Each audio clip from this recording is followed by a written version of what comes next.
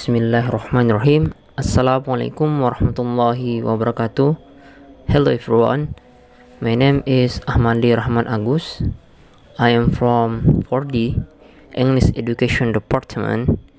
And so today I will explain to you about tahapan penelitian and tahapan penelitian major with Sir Nuardi SPD MED. Okay, let's continue.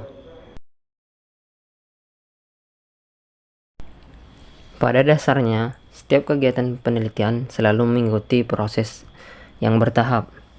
Menurut Norman, menulis bahwa proses penelitian kualitatif dimulai dengan pemilihan topik.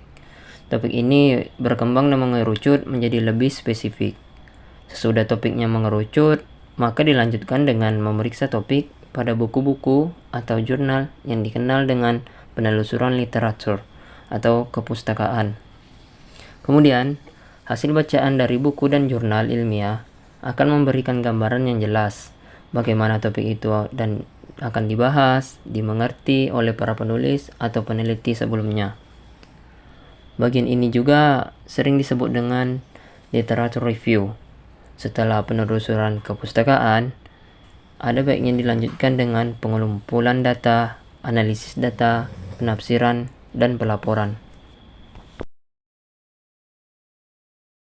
Kemudian, John Creswell menyajikan tahapan penelitian menjadi beberapa bagian.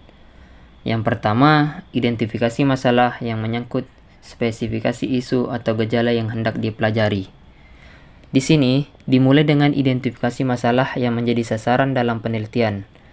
Identifikasi masalah menyangkut spesifikasi isu atau gejala yang hendak dipelajari. Bagian ini juga memuat penegasan bahwa isu tersebut layak untuk diteliti. Pembaca diyakinkan akan pentingnya pada penelitian ini. Dan yang kedua yaitu pembahasan atau penelusuran kepustakaan, yang disebut juga dengan literature review. Pada bagian ini, peneliti mencari bahan bacaan. Bahan bacaan di sini yang disebut yaitu sebuah jurnal yang memuat bahasan landasan dan teori tentang topik yang akan diteliti. Pertanyaan yang harus ada dalam diri seorang peneliti yaitu, apakah pernah dibuat penelitian tentang topik ini atau tentang isu ini? Dan yang ketiga yaitu menentukan tujuan dari penelitian. Di sini, peneliti mengidentifikasi maksud dari penelitiannya, atau disebut juga menentukan tentang tujuan utama dari penelitiannya. Dan yang keempat adalah pengumpulan data. Di sini, pengumpulan data menyangkut pula pemilihan dan penentuan calon partisipan yang potensial, termasuk di dalamnya yaitu penentuan jumlah partisipan yang akan terlibat. Hal penting lainnya yaitu mempertimbangkan keterjangkauan dan kemampuan para partisipan untuk terlibat secara aktif dalam penelitian ini. Dan yang kelima yaitu analisis dan penafsiran data. Di sini, data yang tersedia biasanya dalam bentuk teks untuk dianalisis. Bagian analisis ini biasanya menyangkut klasifikasi dan pengkodean data.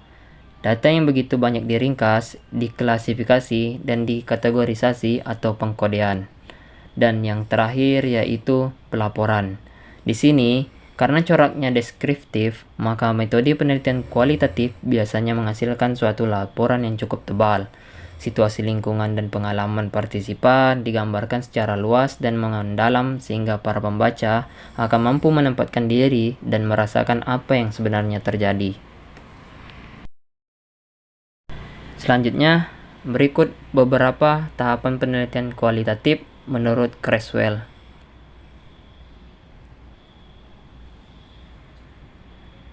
Baiklah, itulah beberapa tahapan penelitian kualitatif menurut Creswell yang dapat saya gambarkan, dan lebih kurangnya saya mohon maaf.